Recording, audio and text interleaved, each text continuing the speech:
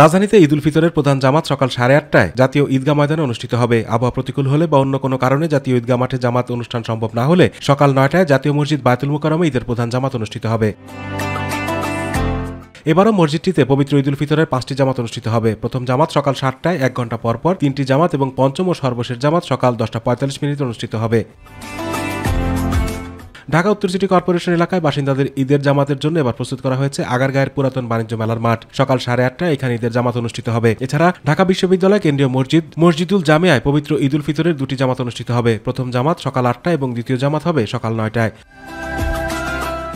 ঢাকা বিশ্ববিদ্যালয় কেন্দ্রীয় খেলার মাঠে ঈদের দিন সকাল 7:30টায় জমিয়াতে আহলে হাদিসের প্রধান জামাত অনুষ্ঠিত হবে। এছাড়া সলিমুল্লাহ মুসলিম হল মসজিদ ও ডক্টর মোহাম্মদ শহীদুল্লাহ হল লন মসজিদে সকাল 8টায় ঈদ জামাত হবে।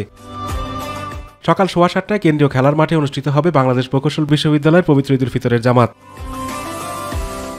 জাতীয় সংসদ ভবনের দক্ষিণ প্লাজায় ঈদ জামাত হবে সকাল 8:30টায়। এছাড়া মগবাজারের বিটিসিএল কলোনি জামে মসজিদে সকাল 8টায় ঈদের জামাত অনুষ্ঠিত হবে। গুলশান সেন্ট্রাল মসজিদে সকাল 6:30, 7:30 ও 9টায় ঈদের জামাত অনুষ্ঠিত হবে। লালবাগ শাহী মসজিদে সকাল 8টা ও 9টায় ঈদের 2টি জামাত হবে। পুরান ঢাকার তারা মসজিদে সকাল 8:30 ও 9টায় হবে ঈদের জামাত। সোভানবাগ জামে মসজিদে সকাল 8:30টায় হবে ঈদ জামাত।